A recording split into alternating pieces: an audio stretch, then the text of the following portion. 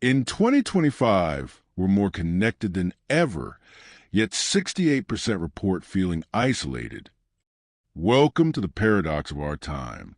In an age of constant connection, we're experiencing unprecedented levels of anxiety, burnout, and existential doubt.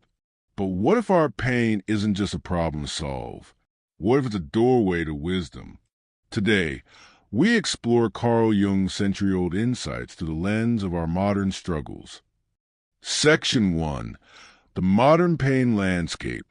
Average screen time in 2025, 7.5 hours per day. Our digital lives have created new forms of suffering.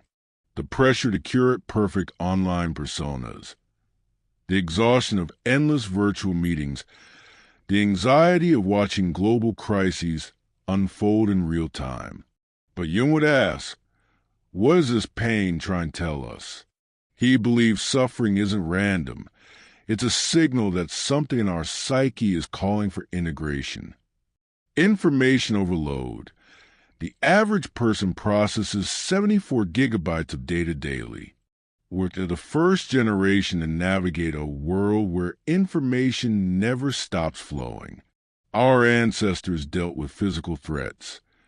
We face a different kind of assault. Endless stimulation without the natural breaks that once allowed psychological digestion. This constant input creates a unique form of modern suffering. The feeling that you're always behind, always missing out, always not enough. The curated self versus the authentic self. Consider how we present ourselves across platforms. The LinkedIn professional, the Instagram creative, the Twitter commentator. Each is a fragment of who we are, but none is the whole. This fragmentation isn't just external, it's internal. When the curated self and authentic self diverge too far, we experience what Jung would recognize as alienation from our true nature. Section 2. Jung's Life and Timeless Relevance.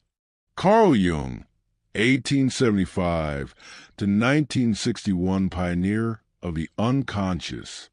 Born in Switzerland during the dawn of modern psychology, Carl Jung initially worked alongside Freud before developing his own theories about the human psyche.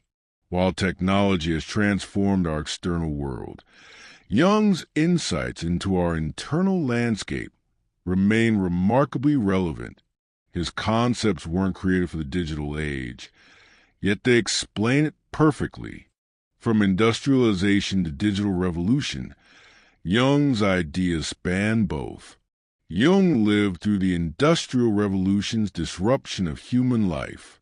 He observed how technological change affected the human psyche. Today, we're experiencing a similar, but more rapid, transformation. The same principles Jung observed about human adaptation to change apply to our current digital disruption. Section 3.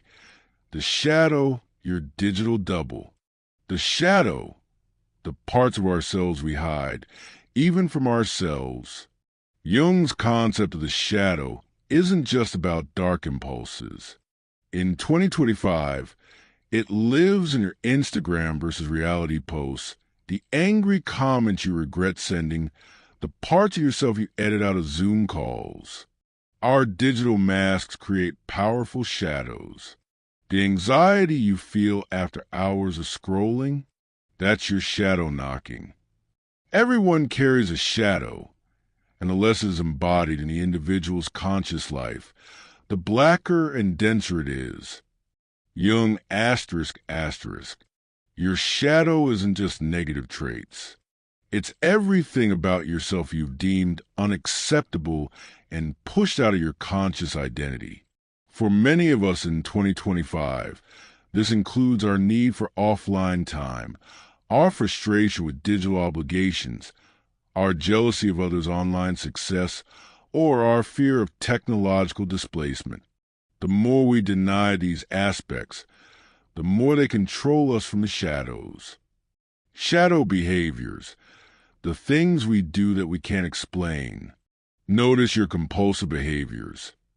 The checking of apps when you're not even expecting a message, the doom scrolling through negative news, the impulsive online purchases followed by buyer's remorse.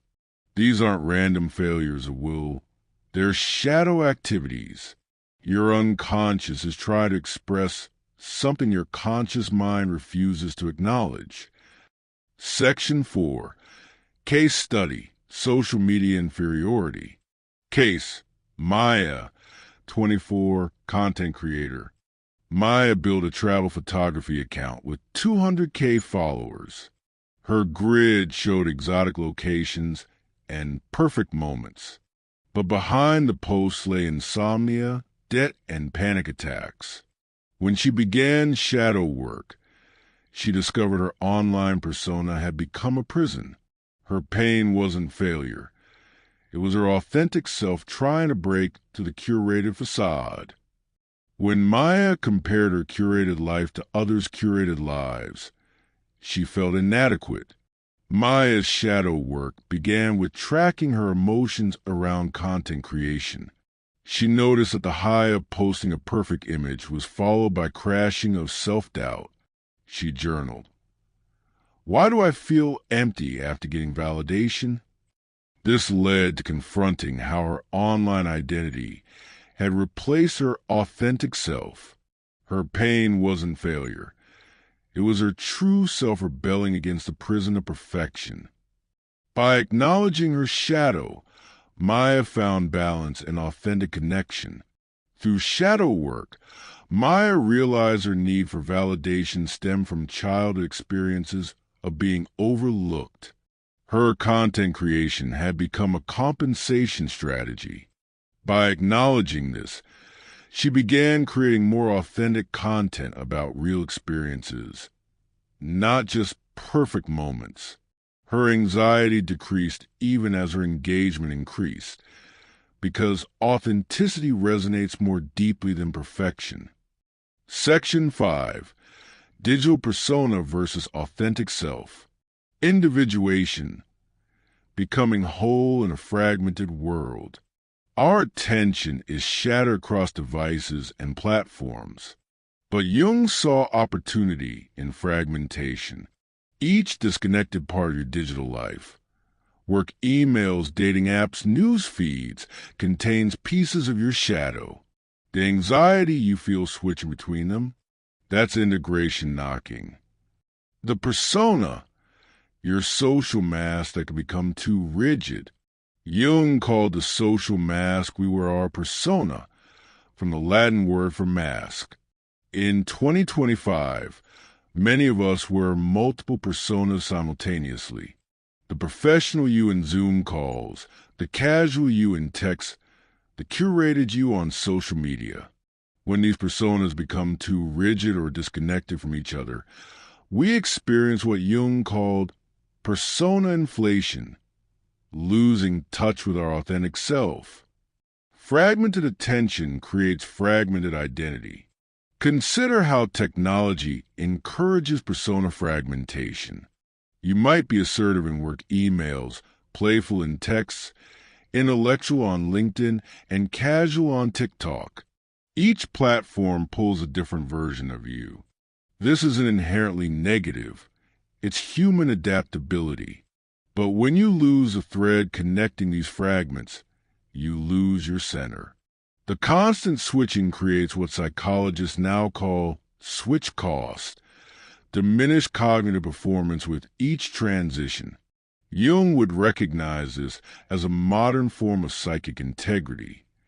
Section 6. Shadow work for the digital age. Exercise digital shadow inventory. Try this. For 1 week, document every negative emotion triggered by digital interactions. Did a TikTok dance video make you feel inadequate? Did a work email at 11 p.m. trigger resentment? These reactions point to shadow material. Jung's prescription? Not avoidance, but conscious engagement. Digital boundaries as spiritual practice. Shadow work in 2025 begins with noticing your digital compulsions without judgment. Ask, what am I avoiding by checking this app? What emotion am I numbing? What part of myself am I silencing? This isn't about demonizing technology. It's about conscious relationship with it. Your shadow isn't in technology itself, but in how you relate to it. Reclaiming experience from performance. Try an experiment. For one day, document experiences only for yourself, not for sharing. Notice the difference in how you experience moments when they're not immediately framed as content. This simple practice can reveal how much of your life is lived through the lens of the persona rather than direct experience. Section 7. Anima/Animus in the digital age. Anima/Animus, the feminine and masculine within us all. Jung believed we all contain both feminine anima and masculine animus, psychological principles regardless of gender. In 2025, dating apps and social media have complicated these dynamics. How we present gender online often becomes persona that masks our authentic anima/animus balance. Projection, seeing our own unacknowledged qualities in others. Notice how you react to people online. The person who triggers intense dislike often carries qualities you disown in yourself. The influencer you envy might embody aspects of your unlived potential. These reactions aren't random. They're projections of your shadow material. Integration, finding balance between digital and physical connection. The goal isn't to reject digital relationships, but to integrate them with authentic connection. Ask, does this online interaction expand or contract my humanity? Does it serve my journey toward wholeness? The pain you feel from digital disconnection isn't a reason to disconnect completely. It's information about how to connect more authentically. Section 8, Modern Myth and Meaning. Creating personal meaning in algorithmic times. Jung believed we need new myths for new eras. In 2025, your myth might involve reclaiming analog moments, finding purpose beyond productivity metrics, or using technology consciously rather than being used by it. Your pain points are breadcrumbs on this path. Individuation, the lifelong journey toward wholeness. Individuation, Jung's term for psychological integration, isn't about achieving perfection. It's about becoming more fully yourself. In 2025, this means acknowledging how technology shapes you while maintaining agency over that relationship. The anxiety you feel isn't a sign of failure. It's evidence of your psyche's resistance to being reduced to algorithms. Closing sequence. Pain transformed is wisdom earned.